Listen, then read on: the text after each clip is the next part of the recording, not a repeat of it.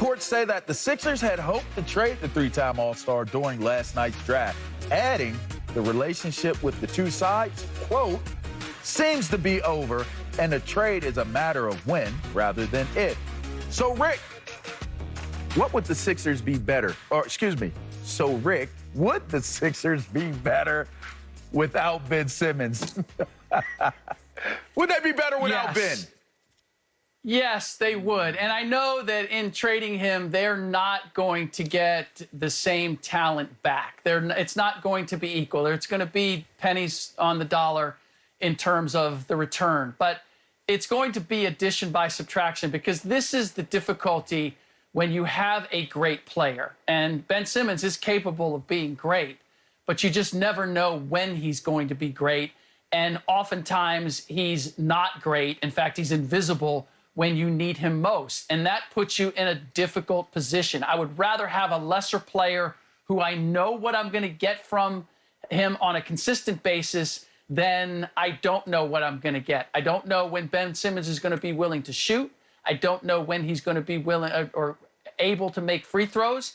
I don't know when he's going to be aggressive or non-aggressive simply as a playmaker. The last 3 playoff games, he scored in single digits. It got to the point where Doc Rivers had him bring up the ball and then basically go to the dunker position, and you had Seth Curry or Tobias Harris running your offense. That's far from ideal if you're talking about trying to win a championship.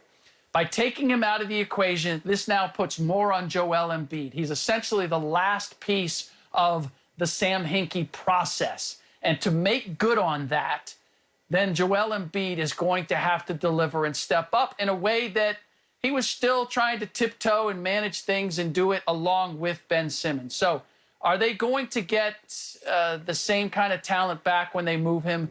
No. He was a former Defensive Player of the Year, 3-time All-Star, all of that. He's all of that for a reason. But if you're talking about winning and winning on the highest level, sometimes taking a guy away who is just, you're uncertain about what you're going to get and when you're going to get it, it can be a plus. And I just think overall the Philadelphia 76ers will be a more balanced, confident team, knowing that they're not looking over at Ben and thinking, okay, is he or isn't he? That's not a good place for a team gunning for a championship to be. Unfortunately, I've got to disagree, Rick. No, they're not going to be better without Ben Simmons. You talk about confidence and, looking over their shoulder. They were the #1 seed in the East with Ben Simmons. #1 seed in the East. Regular season. Yes, they were the best team in the East in the regular season. Now, the Nets didn't really play for it, but the Sixers got the #1 seed. And as usual, Joel Embiid missed about 20 games. So we can basically pencil him in for missing 20 games every year because he's always hurt. Rick, I just wonder who's going to fill that void. Okay, as you said, they're not going to be able to get equal value. So now you're removing an all-NBA player who is first-team all-defense the last 2 years, can guard 5 positions. He can play 1 through 5 defensively, guard any of those positions. Where are you getting that in return?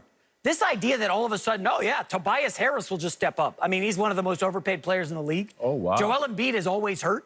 To get a guy like Kyle Lowry, which I think would be a catastrophic error on their part, you got to lose some of your nice shooters like Seth Curry. Rick, I just don't see this team getting further. You mentioned the process. Listen, I was all for the process. I love the idea. In theory, it sounded great.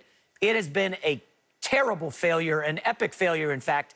And they're not going to win a championship. They missed Jimmy Butler. They've made bad move after bad move. I am a Ben Simmons guy. Him and his buddies work out of my gym in the offseason. So I do I'm not friends with them, but I know people in their orbit. I'm a Ben Simmons fan. I'm rooting for him. It's clear the guy has not put in the work shooting the basketball, improving his free throws. A little disappointing. I do think he will survive elsewhere, but the Sixers are done. Once they trade Ben Simmons, unless they get Damian Lillard, it's over. Well, I'll say they're better off without Ben Simmons, even though they're not additioning with the subtraction of him. I hate to do this because he's dealing with injury. Shout out to Carson Wentz. I hope your foot gets better. But this is a lot like the Carson Wentz situation that played out with the Philadelphia Eagles, ironically the same city. This is a breakdown in terms of trust amongst players and the coaching staff. The players don't trust Ben Simmons at this point. I don't know that Ben Simmons trusts the players. I don't think that Doc Rivers and the rest of the coaching staff trust Ben Simmons.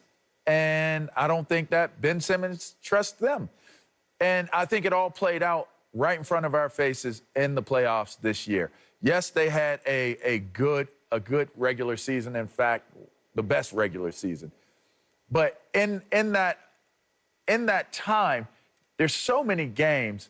There are a lot of ills and a lot of things that can be kind of, brushed under the rug, so to speak, while pushing towards getting to the playoffs.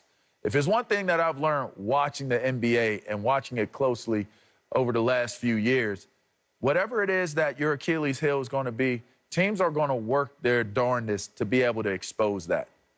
And what we saw with the 76ers in this year's playoffs is that Ben Simmons was actually the biggest liability that other teams exposed and took advantage of during the playoffs this year.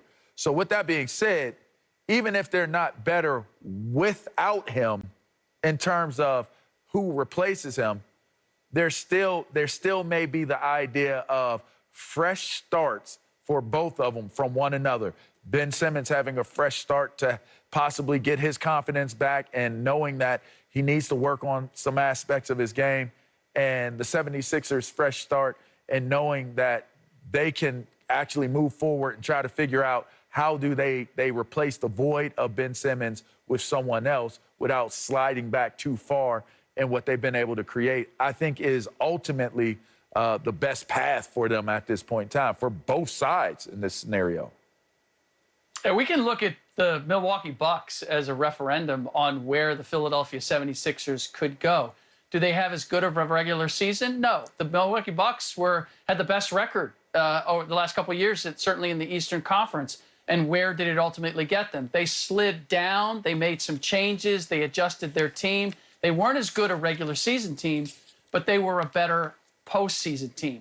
I could see the Philadelphia 76ers doing the exact same thing in moving on from Ben Simmons.